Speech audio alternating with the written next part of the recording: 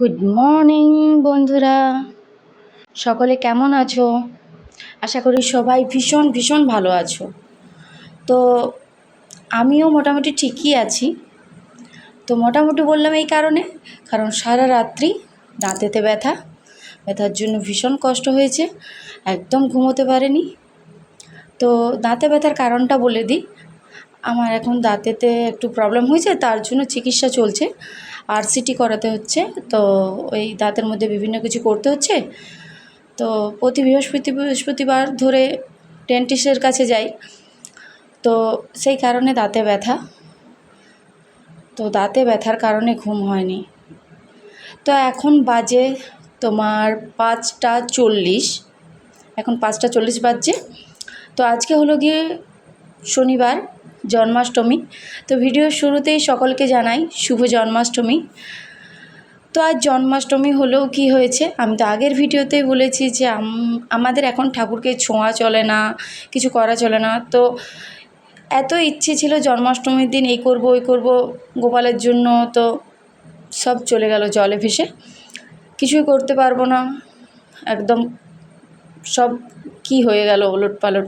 ঠাকুরের জন্য অনেক কিছু এনেছিলাম, ভেবেছিলাম এটা করব ওটা করব, গোপালের জন্য কিছুই হলো না।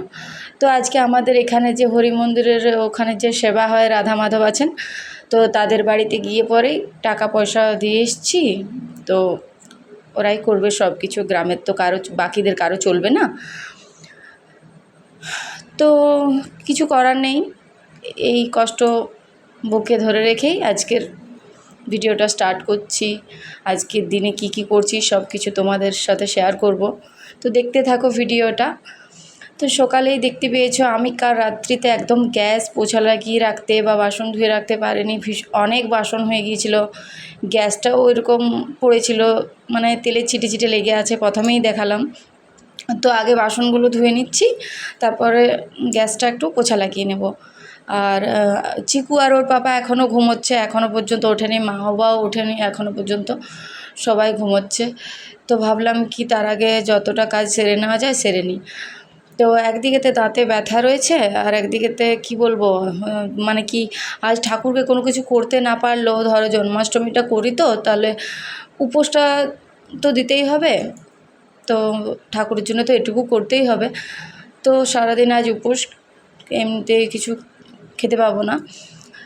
তো কিন্তু কাজ তো না করলে চলবে না, মানে কি বলবো, মেয়ে হয়ে জন্মেছি, তারপরে আরও গ্রামের গৃহবধূ, গ্রামের বলো শহরের বলো, কাজ সকলকেই করতে হয়। তো এই যে কাজে লেগে পড়েছি, ওদিকে বাসন ধোয়াধুয়ির পরে গ্যাস পোছা লাগিয়ে নিয়ে এদিকে মানে বেডটা এত অগোছালো ছিল, মানে একটুকু জানালাটাও আজকে খোলেনি ওরা, বাবা ছেলে উঠে চলে গেছে। তো জানালাটা খুলে দিলাম, একটু বেড টেড ঝেড়ে নিলাম। তো আজকে আমি চা খাবো না, তো ওদের দুজনকে একসাথে চা করে দিচ্ছি। মা ওই দিকেতে চা করেছেন। আমাদের পুরনো বাড়ি একটা আছে, আগের ভিডিওতে বলেছি, ওটা একদিন তোমাদেরকে দেখাবো। তো ওদিকে তো একটা গ্যাস আছে, তো মা দেরিতে ওঠে, সাধারণত ওরা মা বাবা দেরিতে ওঠে, তো মা ওদিকটাতে চলে যায়। তো মা বলে আমি করে নিচ্ছি, কারণ আমি এদিকে সকালেতে বেশিরভাগ দিন চিকুর পাপার কলেজ থাকে, তো রান্না করতে হয়। তার জন্যে আজকেও মা বললো কি যে তুমি কাজ করছো, আমি ওদিকে করে নিচ্ছি। তখন আমি কাজ করছিলাম, তো এদিকে চিকু আর চিকুর পাপার জন্য চা বসিয়ে দিয়েছি। তো ছেলের ঠান্ডা লেগে আছে, গলায় হালকা হালকা ব্যথা রয়েছে, তো ভাবলাম কি ছেলের জন্য একটু আদা দিয়ে লাল চা করে দিই। ওর পাপা বললো যে হ্যাঁ আমিও লাল চাই খাবো, তাহলে তোমার লিকার চা দুজনের জন্যই করে দিচ্ছি। তো আজকে অনেক কাজ পড়ে রয়েছে, মানে মাও উপোসটা করেন, তাহলে মাও আজকে কিছু খাবেন না, তো আমরা দুজনে কিছু খাবো না। তো বাকি তো বাড়ির বাবা আছেন, আমার হাজব্যান্ড আছে, চিকু আছে, ওদের জন্য তো রান্না করতেই হবে। তো এই যে চিকুর পাপাকে চা দিয়ে চলে এসেছি, আর চিকুকে একটু চা বিস্কিট দিয়ে দিচ্ছি। আর চিকু বেশি চা খায় না, বা আমরা দিয়েও না, ওকে খুব কম করেই চা দেওয়া হয়, চা আর বিস্কিটও বেশি দিই না। হয়তো যদি কিচ্ছু না খায় ঠিক আছে, তখন 4টা বিস্কুট দিই বাইরে কোথাও নিয়ে গেলে, তার আগে সকালে, আর নইলে 2টো করে বিস্কুট ওকে দেওয়া হয়। মানে ওরও দাঁতে একটু প্রবলেম দেখা দিয়েছে, তো এত ছোটোর থেকে যদি প্রবলেম হয় তার জন্যেই দিই না। আর চলো আজকে তোমাদেরকে একটা জিনিস দেখাই, এই যে দেখো এগুলো আমার জন্য রাখা আছে, এনারে থাকবে নি, এটা করার কিছু নেই। তো ওই যে ঝুড়িটা দেখলে, ওটাতে আমার যত মানে কি বলবো সকলের মানে পাল্টিয়ে রাখা জামা কাপড় ওটাতেই রাখা হয়, এদিক ওদিক ছড়িয়ে ছিটিয়ে রাখবার সময় আমি বলে দিয়েছি যে ওটার মধ্যে দিয়ে দিতে, তো আমি নিয়ে কেচে নেব। তো এখন বাথরুমে ওগুলোকে ভিজিয়ে দিয়ে চলে এলাম। এসে পরে এই যে নিত্যদিনের কাজ ঝাড়ু দেওয়া চারিদিকে, তাহলে ঝাড়ু দিতে শুরু করে দিয়েছি।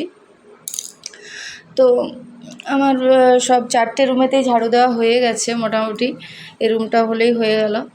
তো ডাইনিংটাতে একটু ঝাড়ু দিয়ে নেব। তারপরে কি বলো তো, বাবা অনেকক্ষণ ধরে খেতে চাইছেন, তাহলে ঝাড়ুটা দেওয়া হয়ে গেলে হাত পা ধুয়ে চলে যাব সকালের খাবারের দিকে। তো চিকুর পাপা বলেছে যে আমি তো মুড়ি খাবো, তাহলে রাতের সবজি রয়েছে, চিকুর পাপাকে মুড়ি দেবো, ওই সবজিটা দিয়েই খাবে বলেছে। আমাকে বলেছে তোমাকে আর এক্সট্রা কিছু আজকে করতে হবে না। তো তোমার চিকুর পাপাকে গিয়ে পরে একটু পরে মুড়ি দিয়ে দেবো। আর রাতের রুটি রয়েছে কয়েকটা, কেউ খায়নি, তাহলে চিকু বলল আমিও খাবো, বাবাও বলেছেন যে খাবো। কী বলো তো, তো এমনিতে আগের দিনে থেকে যাওয়া বাসি রুটিগুলো এমনিতে দিই না, তাহলে একটু ভেজে দেবো ঘি দিয়ে ভালো করে, সেটা খেতেও ভালো লাগবে। হ্যাঁ, আর একটা কি, চিকুকে এমনিতে তেল ঘি অল্প দেওয়া হয় বলতে কি ওর মানে ওয়েটটাও কম আর শরীরটা ভীষণ পাতলা। তার যখন ডাক্তার দেখিয়েছিলাম, ডাক্তার বলেছিল একটু ঘি দিয়ে কোনো জিনিস বানিয়ে দিতে, এইসব বলেছিল। এমনি নর্মাল তেল দিতে বলেনি, তো তার জন্যেই করে দিই। তো আজকে ভাবলাম অনেকগুলো যখন আছে, 5টার মতো রুটি রয়েছে, তাহলে ওদের দাদুকে আর নাতি ওরা দুজন খেয়ে নেবে। তাহলে এদিকে দেখো ঝাড় দেওয়া আমার মোটামুটি কমপ্লিট। তো হাত পা ধুয়ে চলে এসেছি একদম কিচেনে। তো কিচেনে এসেই সবার প্রথমে দুধটা দেখলাম চলে এসছে, তাহলে দুধটা আগে ফুটিয়ে নিলাম। আর এই দেখো রুটিগুলো এখানেতে এক এক করে সব ভালো করে ঘি দিয়ে একটু ভেজে নিচ্ছি। ঘি দিয়ে ভেজে নিলে কী হয় বলো তো, একটু টেস্টিও হয়। আর আমিও ঘি খুব পছন্দ করি। তো মা যেমন ঘিয়ের গন্ধই সহ্য করতে পারেন না, খাওয়া তো দূরের কথা, তো ছোটোর থেকেই পারেন না। আমার কোনো সমস্যা নেই। আর তোমরা তো দেখতে পাচ্ছ, মানে কি বলবো, একা হাতেতে আমাকে সব কিছু করতে হয়। মানে এটা পরে গিয়ে জানতে পারবে, আমি কিছু বলতেও পারি না কাউকে যে আমাকে একটু এটা করে দাও, ওটা করে দাও, কিছুই আমার বলার নেই। মানে একরকম ধরতে গেলে বলার পথটাই বন্ধ হয়ে গিয়েছে। মানে কাকে কী বলবো, পুরোটাই তো নিজের সংসার। আর মাকে হয়তো কোনো কিছু বললে মা পায়ে ব্যথা রয়েছে, তো তখনও খারাপ লাগে। হ্যাঁ, যে কী ভাববেন যে ব্যথা আছে আমাকে করতে বলছে, তার জন্য বলা হয় না। তো বাবা ভীষণ ভালোবাসেন, এমনিতেই সকলেই ভালোবাসে। তো বাবা ওই জল টল নিয়ে এসে আমাকে হেল্প করেন অনেকটাই। রান্নার জলটা আমাদের বাইরের থেকে আনতে হয়, বাড়ির জলেতে রান্না হয় না। বাসন ধোয়াধুয়ি, কাপড় কাচা এসবগুলোই করি। তো রান্নার জলটা এনে দেন, খাবার জলটা এনে দেন। মোটামুটি এখান থেকে 2 কিলোমিটার দূরে যেতে হয়, যেটা আমাদের খাবার জল। তো অতটা দূর থেকে আনতে হয়। তার জন্য তো আমি আগেই বলেছি যে আমি একদম জল অপচয় করি না। মানে কি বলবো, বৃদ্ধ মানুষ, শ্বশুরমশাইয়ের বয়স হয়েছে, তাহলে জলটা এনে দিচ্ছেন অত কষ্টে। তো এই যে একদম স্নান করে কাপড় নিয়ে ছাদে চলে এসেছি, কেচে পরে এগুলো শুকোতে দিয়ে দিচ্ছি, তারপর গিয়ে পরে রান্না বসিয়ে দেবো। তো রান্না আমি স্নানের আগেতেই ওই আলু করলা সেদ্ধটা করে রেখেছি, সবজিটা কেটে রেখেছি। হ্যাঁ, আর ডাল একটু করে রেখেছি। তো গিয়ে পরে ওই সবজিটা শুধু করব, ভাত করব, সবজি করব। আর চিকুর বাবা বলেছে খেতে বসার সময় ডিমটাও ভেজে নেবে, কারণ আজ আমি ছোঁয়া নাড়া করবো না, ও করে নেবে। আর এদিকে কী বলো তো, আজকে আমার দাঁতে ব্যথা। আর চিকুর বাবা আমাকে আগের দিনই বলেছিল তোমার উপোস রয়েছে, কাপড়গুলো আমিই কেচে দেবো। তো ওই তো হয়ে গেল। যখন বললাম তখন দেখি বেরিয়ে পড়েছে অন্য কাজে, নেই। তো ভাবলাম কষ্ট দিয়ে আর লাভ নেই, আমি নিজেই করে নিই। এমনিতেও ঘাড়েতে তার ব্যথা রয়েছে, স্পন্ডেলাইটিস আছে, তো করে নিলাম। তো এই যে ভাতটা বসিয়ে দিলাম কুকারেতে। অন্য দিন মানে কি বলবো, অন্য জায়গাতে করি, রাইস কুকারে করি। বেশি জনের জন্য করতে হয় আমাদের, তখন রাইস কুকারটায় করে নিই। আর আজকে যেহেতু 3 জনের, মানে ছেলেকে না ধরলে চলে, ছেলে একদম ভাত পছন্দ করে না, কত জোর করে খাওয়াতে হয়। তো এই যে একদিকে ভাতটা হয়ে যাওয়ার পরে এই সবজিটা আগে একটু তেলে ভেজে সেদ্ধ করে নিয়েছি, তারপরে এই যে ছকে নিচ্ছি, তাহলে হলো। একটু বড়ি দিয়ে ছকে নিলাম, কারণ বাবা, চিকুর পাপা ওরা একটু বড়ি দিয়ে সবজি টবজি করলে বেশ ভালোভাবে খাবারটা খায়। আর বলেও টেস্টি হয়, তো ওরকমভাবেই করে নিলাম। আজকেও কী বলো তো, খাওয়ার সময় আমাকে সবাই বলেছে যে সবজিটা অনেক ভালো হয়েছে। অথবা আজ তো টেস্ট করে দেখিনি, এমনিই করেছি। তো অন্যদিন করার পরে লবণটা টেস্ট করে দেখি, আজ তো তাও করা হয়নি। তো যাক, শুনে ভালো লাগে যে কষ্টটা, মানে যে এত কষ্ট করে করেছি সেটা সার্থক হয়েছে। তো এটুকুই পাওয়া, এর থেকে বেশি কিছুর তো দরকার নেই। তো সবজিটা হয়ে গেল, ঢেলে নিচ্ছি। তো এখনও পর্যন্ত স্নান করে চিকুর পাপাও আসেনি, বাবাও আসেনি। তো ভাবলাম কি চিকুর কতকগুলো জামা প্যান্ট নিয়ে এসে রেখেছিলাম, যেগুলো শুকিয়ে গিয়েছিলো কালকের। তো এখন যখন একটু সময় পেলাম, কি বলো তো, বসে থাকতে পারি না, মনে হয় কাজ গুছিয়ে নিয়ে বসবো, সেটাই ভালো। হ্যাঁ, তাহলে এই জামা কাপড়গুলো একটু ফোল্ড করে ভালো করে পাট করে নিচ্ছি, ঝেড়ে ঝুড়ে। কী হয় বলো তো, ছোটো বাচ্চাদের জামা কাপড় একটু ঝেড়ে ঝুড়ে পাট করে নিলেও ভেতরে যদি পোকা পিঁপড়ে এসব থাকে না, বেরিয়ে যায়। আর থাকতেই পারে বলো, যেহেতু ছাদেতে শুকোতে দিত, আর দেখিয়েছি ছাদে অনেক গাছপালা রয়েছে পাশাপাশি। তো এগুলোকে একটু গোছগাছ করে নিচ্ছি, গিয়ে পরে সকলকে খেতে দিয়ে একেবারে রান্নাঘরটা পুরো পরিষ্কার করে নেব। তো এদিকে ওদিকে সকালে ওরা খেতে বসেছে, চিকুর পাপা, বাবা। চিকুকে খাইয়ে দিয়েছি আমি। তো এই যে আগে গ্যাসটা একটু পোছা লাগিয়ে নিচ্ছি।